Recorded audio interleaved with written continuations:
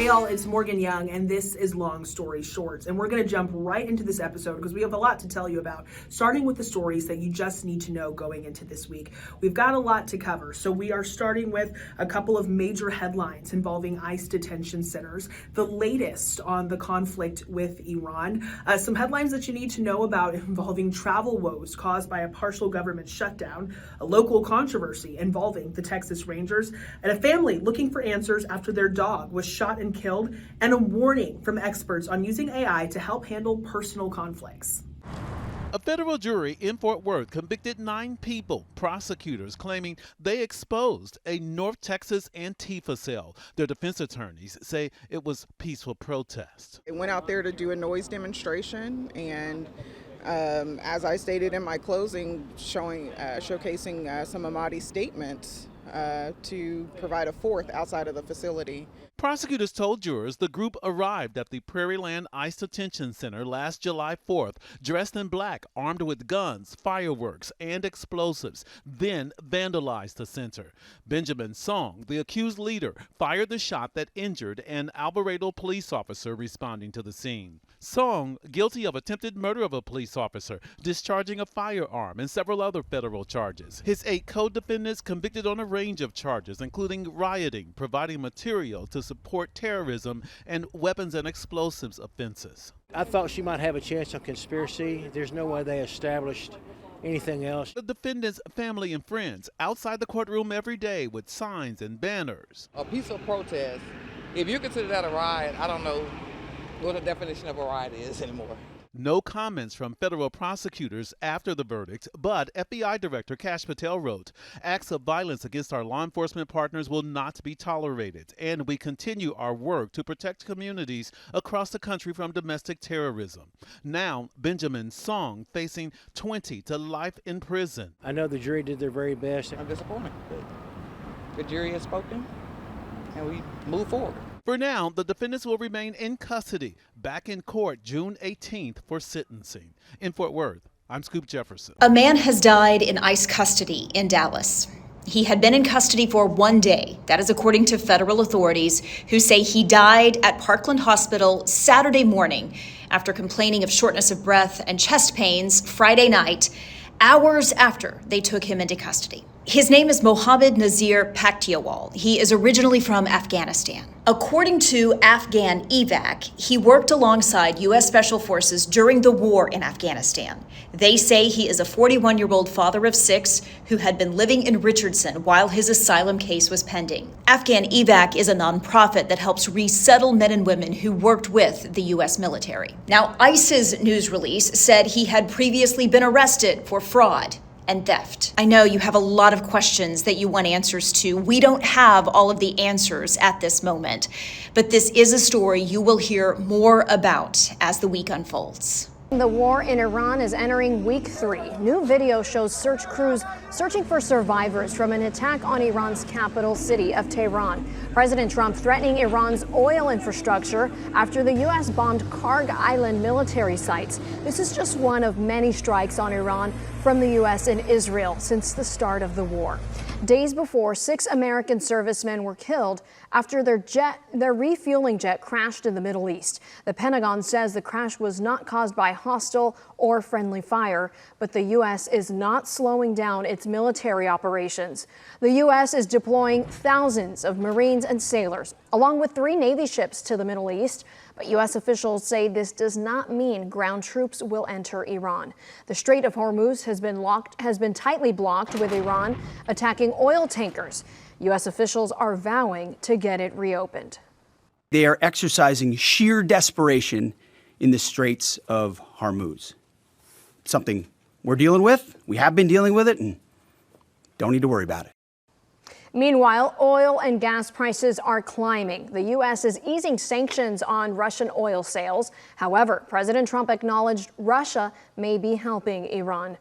We have seen horrific reports of a U.S. missile hitting a girls' school in Iran. Based on what I've heard from reporting, the data that was looked at was a decade old.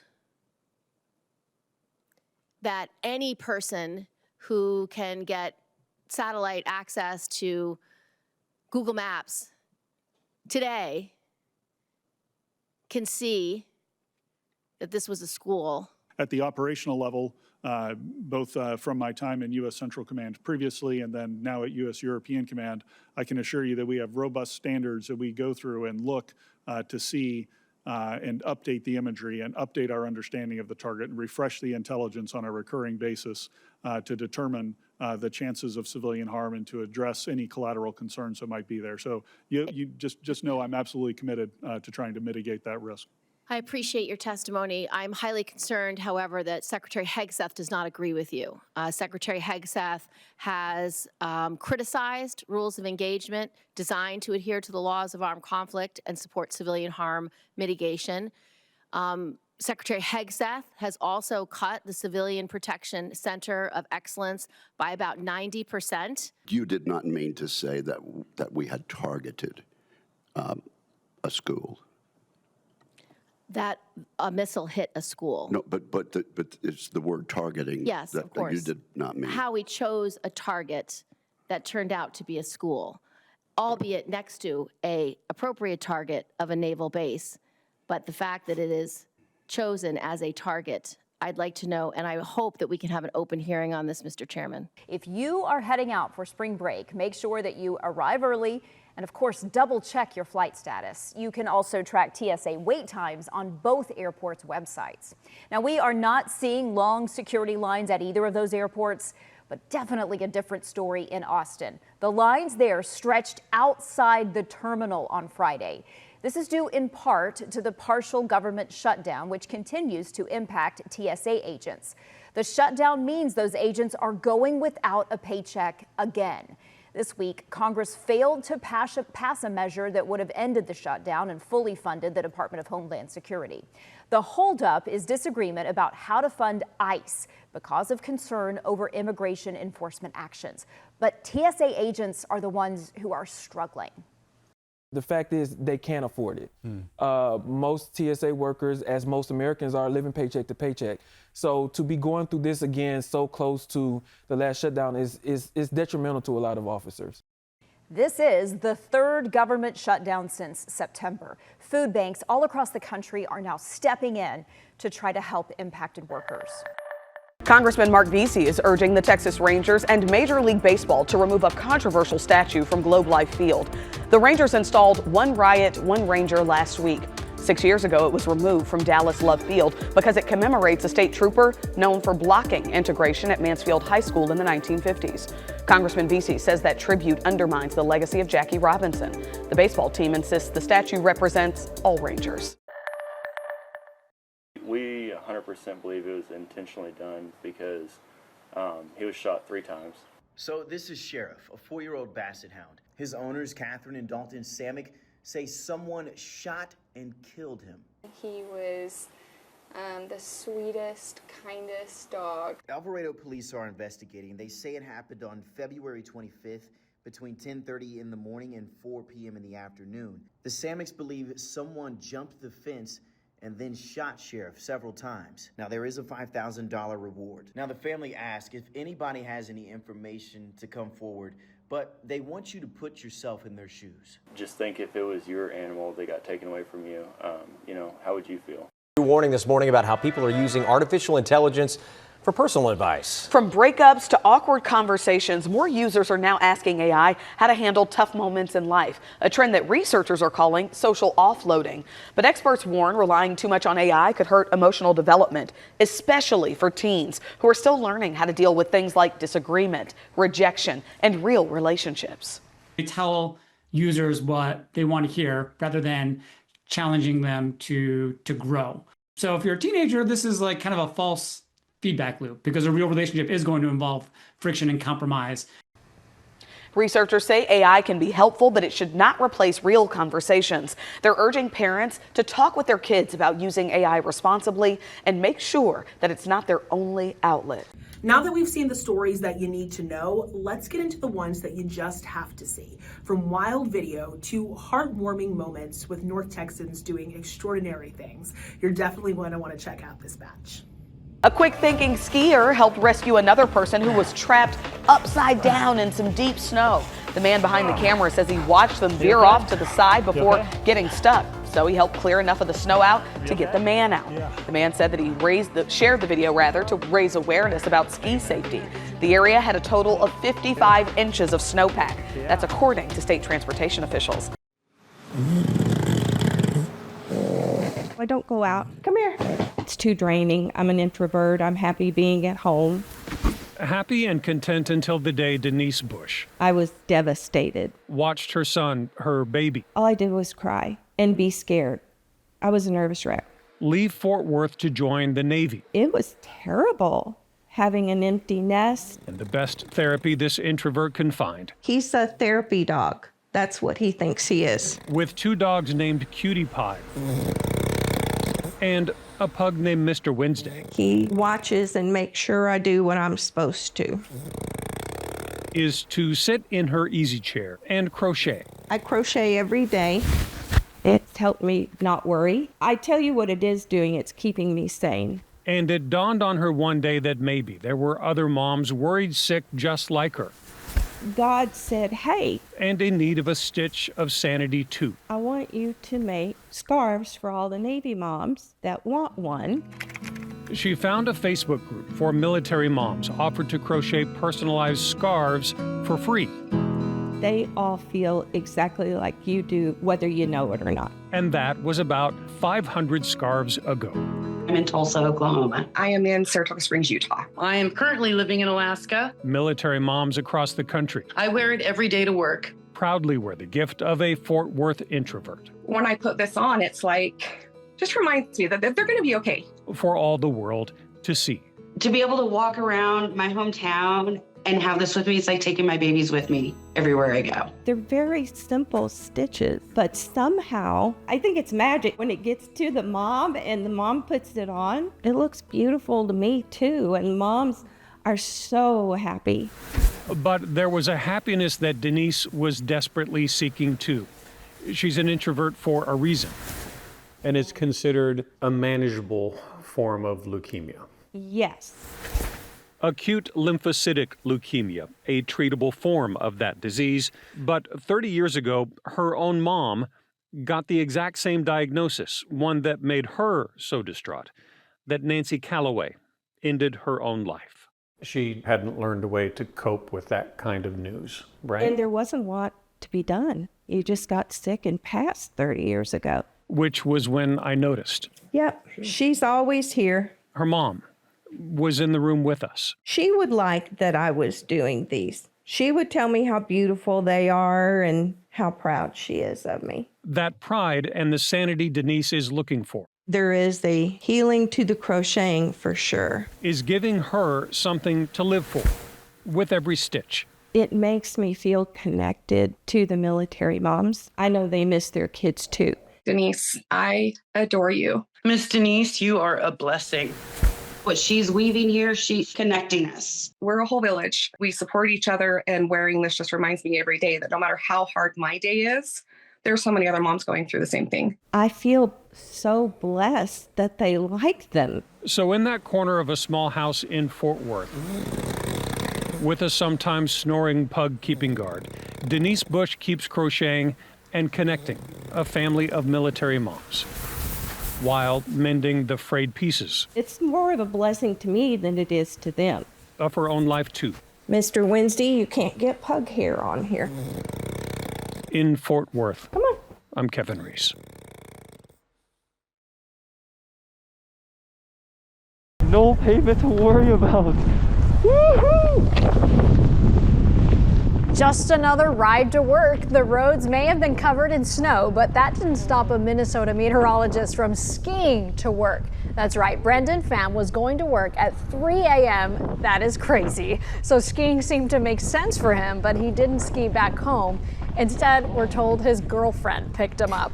I mean, who does that? We're definitely not skiing to work here, right, Cassie? No, that's my nightmare. I mean, maybe you should try that the next time we have an ice storm. That's Just fun. horrible advice. I mean, why not? It only ices or snows like once a year, so I can't ski. We know we go crazy I hate here. the cold. She does hate the cold. None of that makes any sense. So you Watch the moment an SUV flies through an intersection in White Plains, New York, slamming into scaffolding and a restaurant on the other side of the street.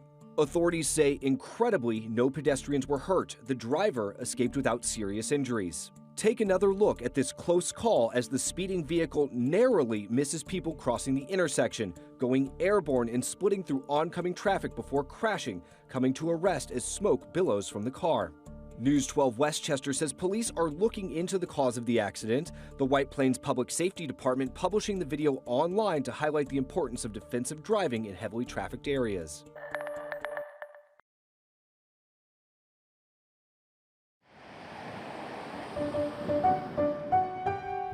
Follow the music.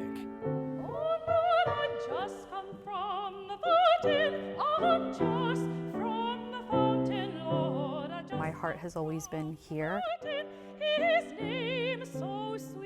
And you'll find something unexpected. I think opera is just like any other piece of music. A voice that could fill the balconies of a grand theater. My name is Josefina Maldonado. I am an opera singer. And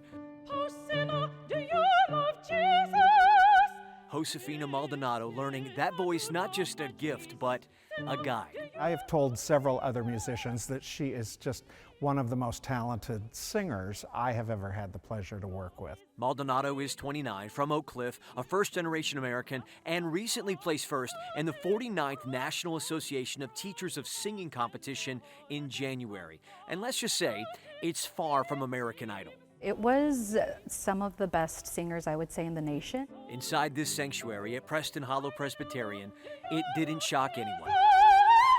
Maldonado performs solos frequently here on Sundays, a member of the choir since 2019, where pews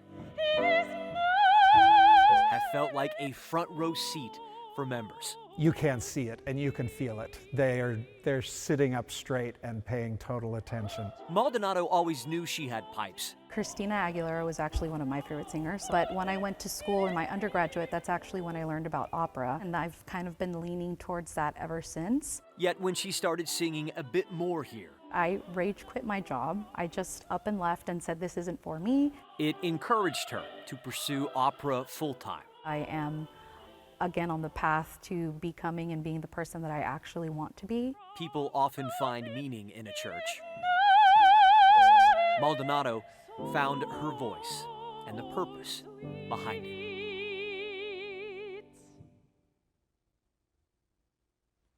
Well, if you like what you just saw, you're going to love this. Just call it IndyCar ASMR, the sights and sounds from our photojournalist, Josh Stephen, of the IndyCar's Arlington Grand Prix this weekend.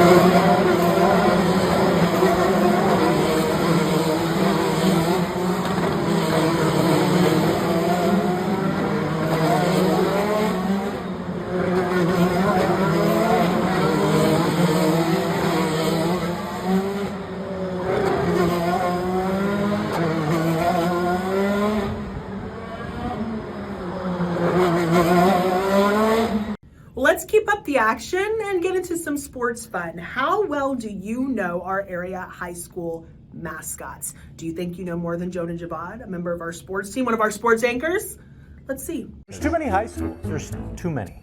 Time for another Mascot Monday, but the first one with the amazing Jonah Javad. Jonah, how you feeling? Terrible. There's no way this goes well. Well, let's find out. First up, this is what in the industry they like to call a home run. It's a local school, Grandview.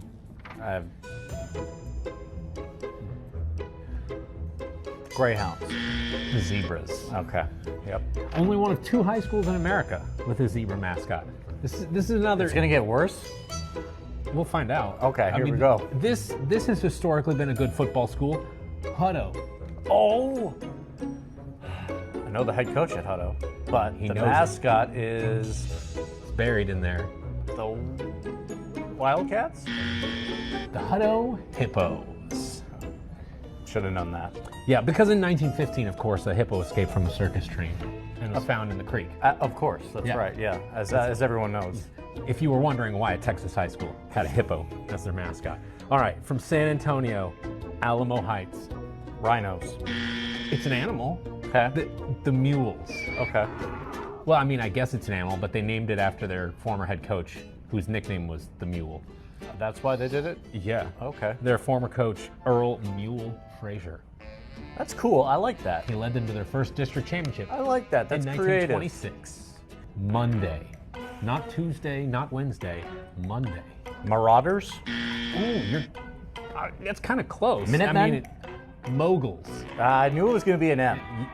Typically with those types of schools, they're going to do some alliteration on you. Brazosport. Can you use it in the form? Brazosport is a city south of Galveston. Brazosport. Which kind of has to do with how they came up with their mascot. And it's near the coast. Oilers? The exporters. Ugh. Export stuff off the Gulf Coast. Yeah.